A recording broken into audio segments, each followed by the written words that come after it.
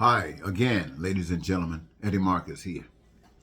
My conversation about basic human rights, talking about living the life, thy will be done on earth as it is in heaven, means that to me.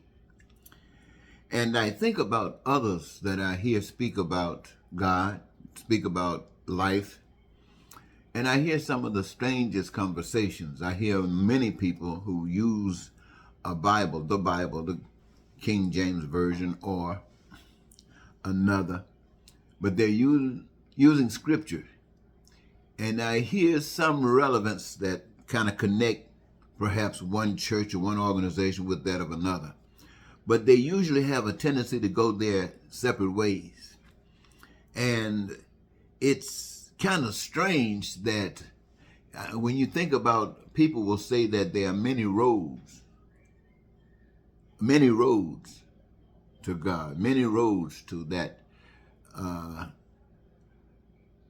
place that we're all seeking. The idea, the goal is to get there.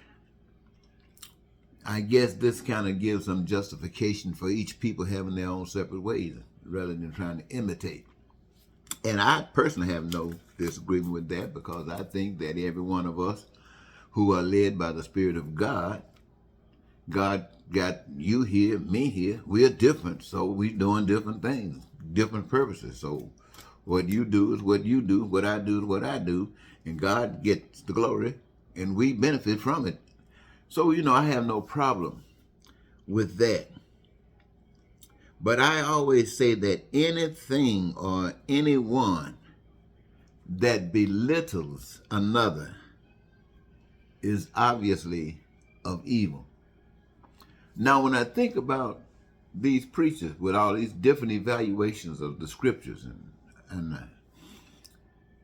they're so different in many ways, and you think about the people, the conduct of the people here, conduct of the people here and there, and we look at the finished product of the world we live in, and you ask yourself, what is the value of all of this religion, all of this gospel, all of this Christianity, all of this other names that they've been given, when here we are in this bowl, in this earth, and the result of all of this, what we have committed, I guess, or say we commit ourselves to, is this. And it tells me something's wrong with this. So I seek not to follow no man in his interpretation of God. I follow the spirit of love. Any man that carries the spirit of love and it expressed around me one way or another, and I can touch it, that's identified, it comes together, connected with me, I follow love. But I'm not following any man, because I know, I've lived long enough to know that even people who says that everything in the Bible is absolutely correct, every I, every T, you know the story. And then somebody walk up there and say, well, if it's so authentic, how in the world could they put a picture in it that's supposed to represent Jesus?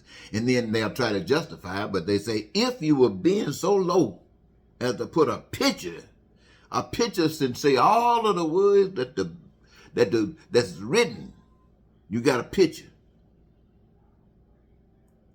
Now, somebody put that there. And did it have anything to do with God? Somebody might say yes, somebody might say no, but did it? So I say, like I've always said, in the Bible, there are things that I truly believe. There are things that I don't believe, I doubt. I have no problem with that, because I am of the faith that if God, by God's power, being able to speak to anyone, maybe he wrote the scriptures for somebody else who would not have connection with God. But if God could speak to anyone, then surely God could speak to me, because I require it. I don't want to listen to these liars. I've been out here and I've listened to people talk about love and won't lift a finger to express love. So I don't want to hear them. I don't want to hear a white preacher in the pulpit talking about God, a black preacher talking about God, sharing what they have idealized that's what's supposedly going on. No, because the pain and suffering exists. People are being abused. People are being hurt. This isn't right. And you who's connected to righteousness can sit by and watch this? No, you can't tell me anything about God. The God that you're listening to got to be fake. Anyway, when I talk about God, it's not about what I read. It's not about what I heard. It's about what I tested. I guess that's the best way to put it. I don't know if it's true. I don't know if it's not. My doubt, as I indicated, is based on humans' love for lying. They lie in their writings. They lie in their speaking and otherwise. So I believe some things, and some things, well, I don't know. And I doubt many things as well. This is the guy that's speaking to you. I know for a fact, though, that there is a superior power to humans. I have that evidence. That's why I don't care what you say or what you can threat. I have the authority to say the things that I say to you because I know what I do know. And I don't know if you know it or not. I do know that the knowledge of it is not being realized here where I'm living. Excuse me, I had to let my dog in. You know, when I say I know for a fact, I have the evidence. I won't share that evidence with you because it won't mean anything to you. It only means something to the one who is the recipient of it, and that's me. But many of my family members, many of my friends, and others, they've been sick. Many have died. Many I prayed for, and many I laid hands on. Now, the book says that God has indicated that if you do that, pray for them, lay hands on them, they will recover. These weren't. They died. Now, I don't know what the problem is. However, I do know if I had the power, I would be successful at any and everything I set out to do. I would do the good that I perceive of God doing. I would do the good that I perceive of God doing. In fact, I would give God the credit.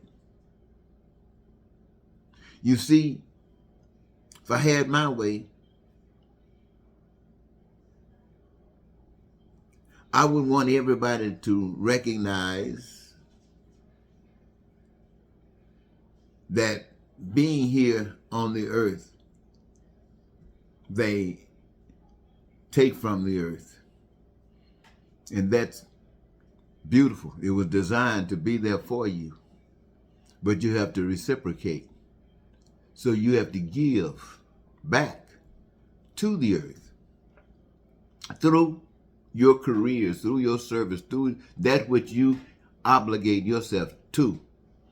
And what you choose to do is your choice.